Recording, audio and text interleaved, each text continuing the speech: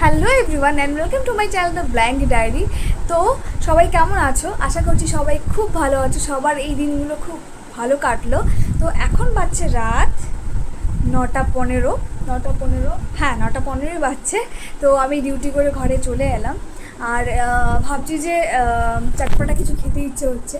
তো দুপুরে সবজিটা কিছু রয়েছে আর রাতে ভাবছি কিছু একটা করে নেব। তো হঠাৎ করে মাথায় এলো, চলো তোমাদেরকে দেখাচ্ছি কী করবো। দেখো দুপুরে এখানে সবজি রয়েছে, এখানে রয়েছে মুগ ডাল, মানে ভেজ ডাল, এটা দিদি করেছিল। আর এখানে রয়েছে আলু ফুলকপি ভাজা অল্প একটু আছে। আর এখানে রয়েছে লাউ শাক, ডালের বড়ি দিয়ে লাউ শাক করেছিল দিদি। তো এখন যাই, আমার যেটা বানানো সেটা বানিয়ে নিই। ফ্রিজে বটবটিগুলো রয়েছে কিছুদিন থেকেই, আমি একেবারে কিছুটা স্টক করে রেখে দিই সবজি, যাতে সারা সপ্তাহটা আমার কেটে যায়। তো সেই জন্য এই দেখো এখানে বটবটিটা রয়েছে, এটা নিয়ে নেব। আজকে বটবটিরই একটা কিছু স্পেশাল রেসিপি বানাবো। চলো, প্রথমেই নিয়ে নিলাম এখানে বটবটি কিছুটা, সঙ্গে একটা রসুনের পুরোটা লাগবে না, হাফ মতো, আর 3-4টে লঙ্কা নিয়ে নিয়েছি।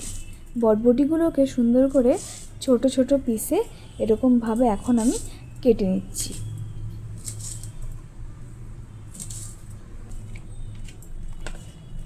কাটা হয়ে গেছে, এখন বটবটিগুলোকে ভালো করে ধুয়ে পরিষ্কার করে নেব। আর এখানে আমি রসুনের কোয়াগুলোকে ভালো করে ছুঁড়ে নিচ্ছি। তারপর গ্যাসটা জ্বালিয়ে নিলাম, নিয়ে এবার বটবটিগুলোকে আমি সেদ্ধ করতে বসিয়ে দিচ্ছি। হালকা একটু এটাতে বয়েল করে নিতে হবে। তারপরে এখানে কেটে নিচ্ছি পেঁয়াজ, একটা ছোট ধরনের পেঁয়াজ এখানে আমি কেটে নিচ্ছি। তারপরে কড়াইতে সামান্য একটু তেল দিলাম, আর এই তেলের মধ্যেই ভেজে নেব একটা গোটা শুকনো লঙ্কা। তোমরা চাইলে বেশিও দিতে পারো, আমি এখানে মাত্র একটাই করেছি।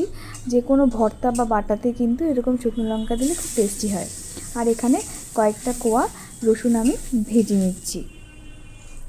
ভাজা হয়ে গেলে এখানে রসুনগুলোকে আমি তুলে নিলাম। আর তারপরই এখানে চলে এসেছি আমি বটবটিটাকে পেস্ট করার জন্য। সেদ্ধ করা বটবটিটাকে ঠান্ডা করে নিয়েছি, আর এতে কাঁচা লঙ্কা আর রসুন দিয়ে দিলাম। আর এখন আমি এটাকে পেস্ট করে নিচ্ছি।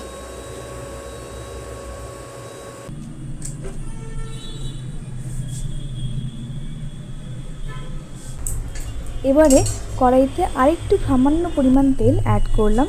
তোমরা চাইলে আরেকটু বেশি তেলে করতে পারো, আমি কম তেলেই করেছি। আর এখানে দিয়ে দিলাম কালো জিরে সোমবারে। তারপর এই পেঁয়াজগুলোকে ভালো করে লাল লাল করে ভেজে নিচ্ছি।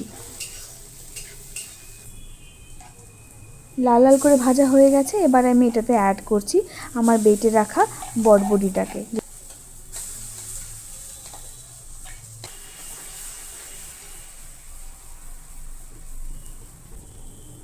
এবার আমি এতে দিলাম লবণ,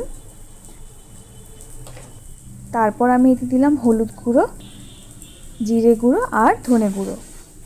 তারপর এবার ফ্লেমটাকে একটু লো আঁচ করে ভালো করে শুকনো শুকনো করে ভেজে নেব। এই যে তো রেডি হয়ে গেছে আমাদের এখানে বটবটি বাটা। তো তোমরাও এটা করে খেতে পারো, আশা করি ভালো লাগবে। আজকে আমিও খাবো, দেখি কীরকম হয়।